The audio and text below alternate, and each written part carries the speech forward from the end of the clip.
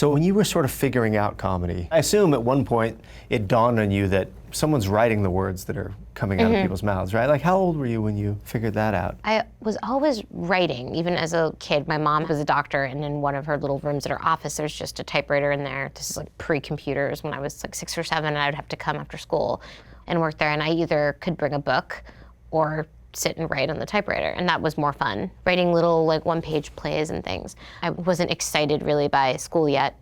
In high school I got a little more interested, but I just loved when I was sick and could go turn on Comedy Central and just watch like hours of stand-up and sketch shows, and started being like, okay, what is this? And I'd research as much as I could about all the different stand-ups, and I'd read about like Emo Phillips and Carol Leifer and all these people that were really big. Did you want to be a stand-up for a while? I didn't want to be a stand-up, but I remember thinking, I like that each of them has like a really interesting, funny rant. And because of your upbringing and everything, did you have sort of a plan B, or did you think I could do other things too? Yeah, I always wanted to be a comedy writer. Once, like around 13, 14, when I knew that you could do that, that's what I wanted to do. And I didn't know how I was going to do it. I didn't know that really New York is not the place.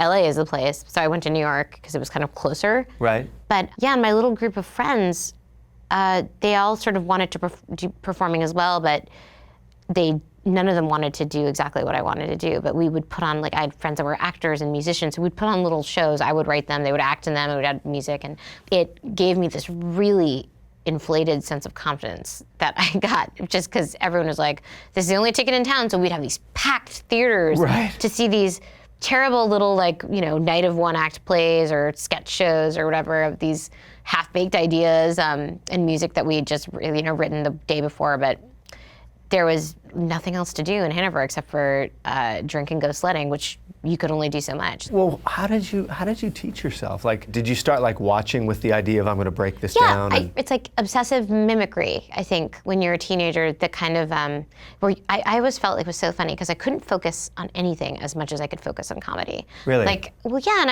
I was like any young person where like, I would think even like, you know, 90-minute college classes were like so tedious for me and everything, but I could sit and write down like every line of A Fish Called Wanda or something like that, a movie that I loved, and just sort of study it. And I have all these memories of just like taking a notebook into movie theaters and just like writing down great lines I loved or notions I would have. But yeah, the way I learned it was just by like watching with like a real obsessive eye.